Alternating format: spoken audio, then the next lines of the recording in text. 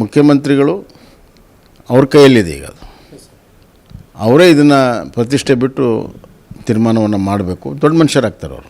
ಸರ್ಕಾರದ ಯೋಜನೆಗಳೇ ಪೆಂಡಿಂಗ್ ಇದ್ದಾಗ ಈ ಥರ ಬಿಡದಿದ್ದು ಮಾಡ್ತಾರಂದರೆ ಅಲ್ಲಿ ರಿಯಲ್ ಎಸ್ಟೇಟ್ ಇದೆ ಅಂತ ಭಾಳ ಸ್ಪಷ್ಟವಾಗ್ತದೆ. ಸರ್, ಈಗ ಬಿಡದಿ ಟೌನ್ಶಿಪ್ದು ಹೋರಾಟ ನಡೀತಾ ಇದೆ ಸರ್.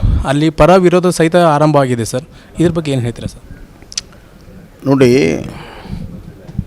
ಯಾವುದಾದ್ರೂ ಒಂದು ಟೌನ್ಶಿಪ್ ಮಾಡಬೇಕಾದ್ರೆ ಅದ್ರ ಹಿಂದೆ ಒಂದು ಧ್ಯೇಯ, ಉದ್ದೇಶ ಮತ್ತು ಪಾಲಿಸಿ ಇರಬೇಕು. ಅದು ಯಾವುದನ್ನು ಮಾಡದೆ ಫಲವತ್ತಾದ ಭೂಮಿಗಳನ್ನು ಯಾವ ರೈತರು ತಮ್ಮ ಬದುಕಿನ ಆಧಾರವಾಗಿ ಇಟ್ಕೊಂಡಿರುವಂಥ ಭೂಮಿಗಳನ್ನು ತೆಗೆದುಕೊಂಡು ಟೌನ್ಶಿಪ್ ಮಾಡೋದ್ರಾಗ ಅರ್ಥ ಇಲ್ಲ.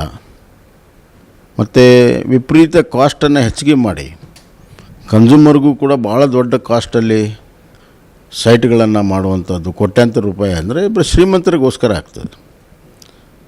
ಇವತ್ತು ಬೆಂಗಳೂರಿನ ಕಂಜೆಷನನ್ನು ಮಾಡಬೇಕಾದ್ರೆ ಸ್ಯಾಟಲೈಟ್ ಟೌನ್ ಯಾರಿಗೆ ಮಾಡ್ತೀವಿ? ನಾವು ಯಾರಿಗೆ ಮನೆ ಇಲ್ಲ ಮತ್ತು ದುಡಿದ್ರೂ ಕೂಡ ಮನೆಯನ್ನು ಮಾಡ್ಕೊಳಕ್ಕಾಗದಿರುವಂಥ ಮಿಡ್ಲ್ ಕ್ಲಾಸ್ ಬಡವರು ಮತ್ತು ಮಿಡ್ಲ್ ಕ್ಲಾಸ್ಗೋಸ್ಕರ ಮನೆ ಕಟ್ಟಬೇಕು. ನಾವಿದ್ದಾಗ 1,00,000 ಫ್ಲ್ಯಾಟ್ಗಳನ್ನು ಕಟ್ಟಬೇಕು ಅಂಥೇಳಿ ಸುಮಾರು 40,000 ಫ್ಲ್ಯಾಟ್ಗಳನ್ನು ಕಂಪ್ಲೀಟ್ ಮಾಡಿದ್ವಿ. ಇನ್ನು 60,000 ಫ್ಲ್ಯಾಟ್ಗಳನ್ನು ಮಾಡಬೇಕು. ಅವಕ್ಕೆ ಜಮೀನು ಪ್ರಾಬ್ಲಮ್ಮು, ಆ ಪ್ರಾಬ್ಲಮ್ ಇತ್ತು. ಸಿದ್ದರಾಮಯ್ಯ ಅವರು ಸುಮ್ಮನೆ ಅನೌನ್ಸ್ ಮಾಡಿದ್ರು, ಏನೂ ಮಾಡಿರಲಿಲ್ಲ. ನಮ್ಮ ಕಾಲದಲ್ಲಿ 40,000 ಫ್ಲ್ಯಾಟ್ ಕಟ್ಟಿದ್ದೀವಿ. ಅವುಗಳನ್ನು ಹಂಚಿದರೆ 1,00,000 ಜನರಿಗೆ ಹಂಚಿದರೆ ಬೇಕಾದಷ್ಟು ಅನುಕೂಲತೆ ಆಗ್ತದೆ. ಈ ಥರದ ಯೋಜನೆಗಳು ಹೌಸಿಂಗ್ ಬೋರ್ಡದ್ದು, ಸ್ಲಮ್ ಬೋರ್ಡದ್ದು ಸಾಕಷ್ಟು ಪೆಂಡಿಂಗ್ ಇದ್ದಾವೆ.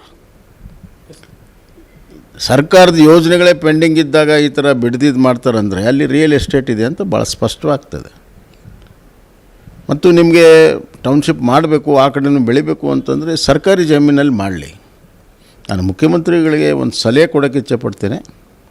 ಇದನ್ನು ಪ್ರತಿಷ್ಠೆಯಾಗಿ ತೆಗೆದುಕೋಬೇಡಿ. ಇದನ್ನು ಸೌಹಾರ್ದತೆಯಿಂದ ಬಗೆಹರಿಸ್ಕೋಬೇಕು. ರೈತರ ಹಿತಾಸಕ್ತಿಯನ್ನು ಕಾಪಾಡಬೇಕು ಮತ್ತು ನಗರವನ್ನು ವ್ಯವಸ್ಥಿತವಾಗಿ ಪ್ಲ್ಯಾಂಡಾಗಿ ಮಾಡಬೇಕು ಅಂತಂದರೆ ಅದಕ್ಕೆ ಬೇಕಾದಷ್ಟು ದಾರಿಗಳಿದ್ದಾವೆ. ಇವತ್ತು ಲ್ಯಾಂಡ್ ಅಕ್ವಿಸಿಷನ್ ಆ್ಯಕ್ಟು 2013 ಹೇಳ್ತಾರೆ ಫಲವತ್ತಾದ ಭೂಮಿಗಳನ್ನು ತೆಗೆದುಕೋಬಾರ್ದು ಅಂತ. ಆದ್ದರಿಂದ ಇದು ಕೋರ್ಟ್ ಆಫ್ ಲಾದಲ್ಲಿ ಹೋದಾಗ ಖಂಡಿತವಾಗೂ ನಿಲ್ಲೋದಿಲ್ಲ. ಇದೆಲ್ಲರಿಗೂ ಕೂಡ ಗೊತ್ತಿರುವಂಥ ವಿಚಾರ. ಅದಕ್ಕೆ ಸುಮ್ಮನೆ ಈಗ ಪ್ರತಿಷ್ಠೆ ಮಾಡಿಕೊಂಡು ಮಾಡೋದಕ್ಕಿಂತ ಅದರ ಉದ್ದೇಶವೂ ಈಡೇರೋದಿಲ್ಲ. ಅವರು ಪ್ರತಿಷ್ಠೆಗಳನ್ನು ಬಿಟ್ಟು ಸರ್ಕಾರಿ ಜಮೀನಿನಲ್ಲಿ ಟೌನ್ಶಿಪ್ ಮಾಡಿದರೆ ಭಾಳ ಒಳ್ಳೆಯದು. ನಾನಿದ್ದಾಗ ಚಿಕ್ಕಬಳ್ಳಾಪುರಲ್ಲಿ ಸುಮಾರು 2,000 ಎಕರೆನ ಗುರ್ತು ಮಾಡಿದ್ವಿ, ಆಂಧ್ರಕ್ಕಿಂತ ಹತ್ತಿರದಲ್ಲಿ. ಮತ್ತು ಒಳ್ಳೆಯ ಕಮ್ಯುನಿಕೇಷನ್ನು, ರೋಡು, ರೇಲು ಎಲ್ಲ ಕೊಟ್ಟರೆ ಎಲ್ಲ ಕಡೆ ಅನುಕೂಲ ಆಗ್ತದೆ. ಆದ್ದರಿಂದ ಅದನ್ನು ಮುಖ್ಯಮಂತ್ರಿಗಳು ಅವ್ರ ಕೈಯಲ್ಲಿದೆ ಈಗ. ಅದು ಅವರೇ ಇದನ್ನು ಪ್ರತಿಷ್ಠೆ ಬಿಟ್ಟು ತೀರ್ಮಾನವನ್ನು ಮಾಡಬೇಕು. ದೊಡ್ಡ ಮನುಷ್ಯರಾಗ್ತಾರೆ ಅವರು. ಅವರು ತಮ್ಮ ಯೋಜನೆ ಏನಿದೆ ಅದಕ್ಕೆ ಜನಕ್ಕೆ ತೊಂದರೆ ಆಗ್ತಾಯಿದೆ, ಬೇಡ ನಾವು ಬೇರೆ ಕಡೆ ಮಾಡ್ತೀವಿ ಅಂದರೆ ಅವ್ರು ಭಾಳ ದೊಡ್ಡ ಮನುಷ್ಯರಾಗ್ತಾರೆ. ಆದ್ದರಿಂದ ಪ್ರತಿಷ್ಠೆ ಬಿಡಬೇಕು. Okay sir. ಸರ್, ಈಗ ಮೊನ್ನೆ ನಡೆದಂಥ ಒಂದು ಘಟನೆ ನೀವು ಕೇಳಿರ್ಬೋದು ಸರ್. ಪ್ರದೀಪ್ ಈಶ್ವರ್ ಅವರು ಒಬ್ಬ OBC ಹುಡುಗನ ನೀವು ಕೆಣಕ್ತಾ ಇದ್ದೀರಾ ಅಂತೇಳಿ ಒಂದು ಏನೋ ಗಲಾಟೆನ ರಾಜಕೀಯವಾಗಿ ಅದನ್ನು ಬಣ್ಣ ಹಚ್ಚಿದ್ರಾ ಅಥವಾ ಅದೇನಾದರೂ ರಾಜಕೀಯವಾಗಿ ಆದಂಥ ಘಟನೆ ಆಗಿತ್ತು ಸರ್? ಅಷ್ಟೇ ಅಲ್ಲದೆ ಸಿದ್ದರಾಮಯ್ಯ ಅವ್ರ ಮುಂದೆ ಅವ್ರು ಹೇಳ್ತಾರೆ ಸರ್, ನನ್ನ ಮನೆಯವರನ್ನು, ನನ್ನ ಜಾತಿಯನ್ನು ತುಂಬ ಕೀಳವಾಗಿ ನೋಡಿದರು, ಮಾತನಾಡಿದರು, ಚಪ್ಪಲೆಸೆದರು ಅಂತೇಳಿ. ಅಲ್ಲ, ಒಂದು ನಿಮಿಷ. ಪ್ರಾರಂಭ ಯಾರು ಮಾಡಿದರು? ಬರೀ ಎಂಡಷ್ಟೇ ನಾವು ನೋಡಬಾರ್ದಲ್ಲ.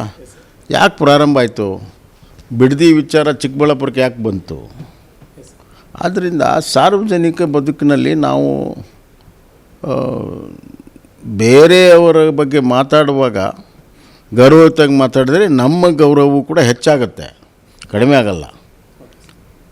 ಆದ್ದರಿಂದ ಅದನ್ನು ನಾವು ಅರ್ಥ ಮಾಡ್ಕೋಬೇಕು. ಇತ್ತೀಚಿನ ದಿನಗಳಲ್ಲಿ ಟೀಕೆ ಅಂದರೆ ಭಾಳ ವೈಯಕ್ತಿಕ ಕೆಟ್ಟ ಮಾತುಗಳನ್ನು ಆಡೋದೇ ಟೀಕೆ ಆಗಿದೆ.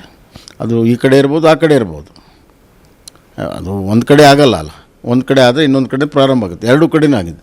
ಸೊ ಸಂಯಮವನ್ನು ಎಲ್ಲರೂ ಕಾಪಾಡ್ಕೋಬೇಕು. ಅದಕ್ಕೆ ಕುಮಾರಸ್ವಾಮಿ ಕೈ ಮುಗಿದು ಕೈ ಬಿಟ್ಟರು. ಅದಕ್ಕೆ ನನಗನ್ನಿಸ್ತಾ ಇದೆ, ನೀವುಗಳು ಕೂಡ ಕೈ ಮುಗಿದು ಕೈ ಬಿಡೋದು ಒಳ್ಳೆಯದು. ರಾಜ್ಯದಲ್ಲಿ ಬೇಕಾದ ಸಮಸ್ಯೆಗಳಿದ್ದಾವೆ.